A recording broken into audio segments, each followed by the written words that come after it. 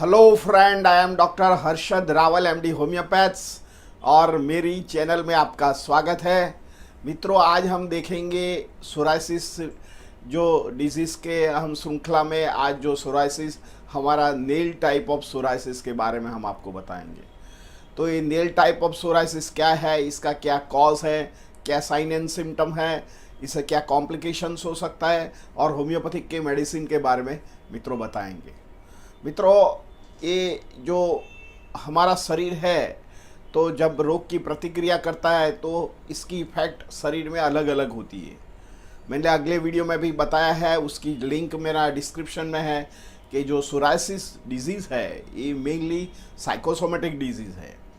70% psychosomatic है, 30% ये skin disease भी है। तो अभी मैंने अगला वीडियो में बताया कि ये जो सोराइसिस डिजीज़ है ये मन का रोग है और मन की जो दवा करते हैं तो ये सोराइसिस रोग मिट जाता है। तो हमारा शरीर जब प्रतिक्रिया करता है कोई ऐसी परिस्थिति का और हमारा मन और शरीर उसको मानने को तैयार नहीं है तो हमारा शरीर में जो रोग उत्पन्न होता है तो कई बार हमारा नेल की सेंसिटिविटीज़ कम होता है तो ये नेल में सोराइसिस ब्रेकआउट हो जाता है। कई बार हमारा स्काल्प में जो सोराइसिस होता है तो ये मैंने पिक्चर में बताया काल्प सोराइसिस भी हो सकता है। और कई बार तो सारा शरीर की जो इम्यूनिटी लॉस हो जाती है तो ऑल ओवर बॉडी में भी सोराइसिस हो सकता है। कई बार हमारा हाथ पैर में भी इम्यूनिटी कम होती है और जब साइकोसोमेटिक फेसिंग सम प्रॉब्लम्स आता है तो ये आप पिक्चर में देख सकते हैं। तो हाथ और पैर में भी सोराइसिस ब्रेकआउट हो सकता है, ऐसे नेल में भी सोराइसिस हो जाता है। तो ये इसका क्या कॉज है? तो सबसे पहले ये जो सोराइसिस है ये ऑटो इम्यून डिजीज़ है। ऑटो इम्यून मीन्स शरीर में से ऐसी प्रकृति उत्पन्न होता है, ये हमारा शरीर का जो हेल्दी सेल है उसको डिस्ट्रॉय करता है। तो ये ऑटो इम्यून डिजीज़ है। तो ये इसका कॉज अभी तक मालूम नहीं पड़ा है, पर जो भी है एक तो number 1 is auto immune disease. कई बार ये जेनेटिक फॉर्म भी होता है, कई बार आपके फैमिली हेरिडिटरी में सोराइसिस होता है। सो 203% जो सोराइसिस हमारा फैमिली में भी जो उसको फॉलोअर्स है इसमें उनको भी आने की संभावना रहती है। थर्ड थिंग, हमारा हाइजीन मेजर प्रॉपर नहीं होता है। जैसे हमारा नेल्स होता है तो कई बार हम केमिकल में इंट्रैक्ट में आता है, कई एसिड चीज़ से रिएक्शन में आता है, कई प्लास्टिक मोल्डिंग के साथ रिएक्शन आता है। तो लॉन्ग टर्म भी हमारा जो नेल्स होता है तो उसकी जो स्मूथता है, इसका निखार है, ये धीरे धीरे डल पड़ जाता है और थिकनिंग हो जाता है और क्रैकनेस भी आ जाता है और ब्रिटल भी हो जाता है। तो this is a common thing. पर जो सोराइसिस जो डायग्नोसिस करते हैं और नेल का ये मेनली साइकोसोमेटिक मेनली होता है। इसका क्या साइन एंड सिम्टम है? तो इसमें सबसे पहले नेल को देखो तो ये जो नेल की जो थिकनेस है ये बदल जाती है, रुक्षता आ जाती है, इसमें ब्रिटल हो जाता है, कलर डिस्कलरेशन हो जाता है, कई बार येलोइश हो जाता है, कई बार स्ट्रिप जैसा है इसमें से स्ट्रिप पड़ जाती है जिसमें क्रैकनेस लगता है। कई बार इसमें अलग अलग प्रकार के कलरेशंस होता है। कई बार सारा नील खवा जाता है, जैसे कोई उधेव ने मिट्टी में जो लकड़ा खवा जाता है ऐसे धीरे धीरे हमारा नेल हाथ और पैर नेल में हमारा ऐसे बदलाव आता है। कई बार एक नेल में भी आता है, कई बार नंबर ऑफ नेल में भी आता है। तो जो आप सोराइसिस के बारे में ज़्यादा जानकारी चाहते हैं तो मेरा नीचे डिस्क्रिप्शन में जो वीडियो है 4 वीडियो मैंने डाला है, उसकी लिंक भी डाल सकता हूँ। तो आप डिटेल में जाके भी अलग अलग टाइप ऑफ सोराइसिस आप जान सकते हैं। कई बार इसमें से पेन होता है, कई बार इसमें से यूजिंग कोई मटेरियल निकलता है, कई बार स्वेलिंग भी हो जाता है। तो इसमें खाने पीने में भी कई बार दिक्कत आती है और पर्टिकुलर लेडीज़ में इससे क्या कॉम्प्लिकेशंस होता है। जब भी सोराइसिस नेल में हो जाता है, पैर में हो जाता है, एक तो पेन होता है, लेडीज़ को घर का काम करना पड़ता है, किचन का काम करना पड़ता है, तो कई बार जो आटा गूंदना पड़ता है तो इसका जो नेल में इन्फेक्शंस होता है तो कई बार मुंह में चले जाते हैं, खाने से बाद भी इसमें मुंह में भी चले जाते हैं, पानी अड़ने से इसमें से रिकरेंट हो जाता है, बार बार होने की संभावना रहती है। कई बार लेडीज़ को किचन वॉश करना पड़ता है या उसको बाथरूम वॉश करना पड़ता है, कपड़ा वॉश करना पड़ता है, तो फिनोलिक कंटेंट के साथ होता है तो उसका रिएक्शन ज़्यादा होता है तो उनको ये एकदम बढ़ावा करता है। तो ऐसे तरह इनका जो साइन एंड सिम्टम्स और पर्टिकुलरली कॉम्प्लिकेशन भी बढ़ता है। तो आपको होम मेडिसिन में क्या कर सकते हैं? इसमें होम मेडिसिन में आप तो कोई लुब्रिकेशन लगाइए, कोकोनट या ऑयल या कैस्टर ऑयल भी लगा सकते हैं। कई बार आप जो लिमड़े का ऑयल भी मिलता है, इसका भी 5 से 7 मिनट उसको रब करो तो उसका जो एग्रावेशन है जो उसका बढ़ता है ये धीरे धीरे कट डाउन हो जाएगा। मैंने कई काऊ मिल्क का भी यूज़ करने को कई पेशेंट को मैंने किया है और मैंने अभी तक 10 से 12 हज़ार पेशेंट क्योर किया है। और जब भी सोरासिस हो जाए तो घबराने की कोई ज़रूरत नहीं है, ये कोई इनक्योरेबल डिजीज़ नहीं है।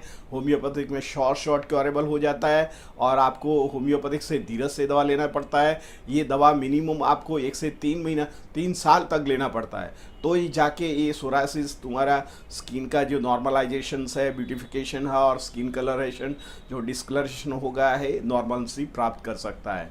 इसे मित्रों इसे कौन से होम्योपैथिक मेडिसिन ले सकते हैं? तो नेल सोरासिस में सबसे पहले ग्रेफाइटिस नाम की जो दवा है ये 30 पोटेंसी में लेने का है। जिनका नेल ठीक हो गया हो और इसमें से येलोइश निकले, पेन होए और इसमें कुछ ऊजिंग निकले और जो दर्द का वेट ज़्यादा हो जाए और डार्क कलर के स्किन हो, बार बार उसको स्किन में एक्जिमेटस इरप्शन निकल आए तो ये ग्रेफाइटिस 30 पोटेंसी में लेने का है। सेकंड जो दवा है एसिड नाइट्रिकम, जिन लोगों को स्ट्रिप पड़ जाती है और जिगजैग हो जाता है, हेल्दी नहीं रहता है, इन लोगों को एसिड नाइट्रिकम दवा 30 पोटेंसी में सुबह दोपहर शाम को लेने से तुम्हारा जो उसमें शेप, साइज़ और डिस्कलरेशन जो आया हुआ है और कोई केमिकल रिएक्शन के साथ आपका कोई इंटरेक्ट रहता हो तो यही जो दवा होती है ये बहुत उपयोगी दवा है।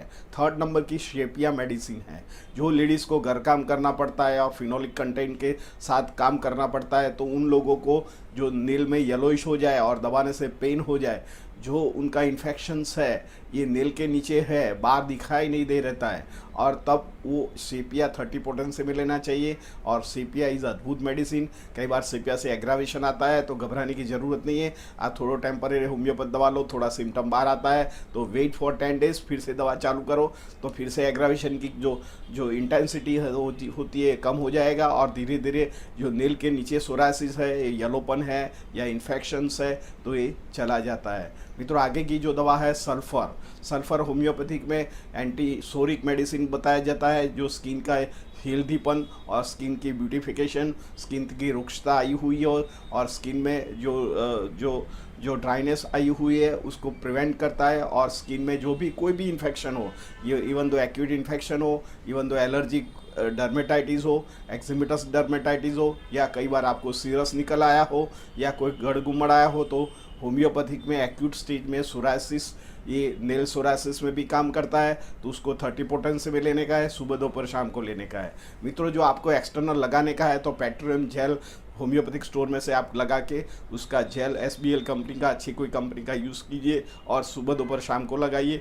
जब भी आप कोई फिनोलिक कंटेंट से कांटेक्ट रहता है तो आप कोई मोजा पहन रखिए कि जैसे तुम्हारी स्किन डायरेक्ट उसको टच ना हो जाए, और इसमें 2 से 3 बार वॉश करके आप पेट्रोलियम जेली लगा सकते हैं। मित्रों ये जो मेडिसिन है आपको 30 पोटेंसी में लेने से है, इसे ज़्यादा पोटेंसी नहीं लेने का है। कई बार ये जो नेल सोराइसिस होता है, सेम सोराइसिस में अलग अलग परिभाषा होती है। जैसे हमको लीवर का प्रॉब्लम हो जाता है तो drum stick type of nail हो जाता है, जो नेल और हमारी जो अंगुली का टिप होता है ये ड्रम स्टिक जो ऊपर होती है, ड्रम स्टिक ऐसे तरह हो जाती है। तो कई बार उसका मिस डायग्नोसिस हो जाता है, नेल से हमारा कई डायग्नोसिस भी होता है। सेकंड थिंग, कई बार हम एनेमिक हो जाते हैं तो हमारा नेल्स येलोइश और पेल कलर के हो जाता है, ब्रिटल हो जाता है। कई बार B12 की डेफिशिएंसी हो या कैल्शियम की हो तो इसमें ब्रिटल नेल हो जाता है, इसमें क्रैक भी पड़ जाता है। क्रैक पड़ने का कारण हमारा माइक्रोन्यूट्रिएंट्स डेफिशिएंसी से भी हो सकता है। तो जो एक्सपर्ट होम्योपैथ हो या एक्सपर्ट कोई डॉक्टर हो वही स्किन डिजीज़ का आपको डायग्नोसिस कर सकता है। मित्रों मेरा ये वीडियो अच्छा लगा, लाइक कर दीजिए, शेयर कर दीजिए। धन्यवाद।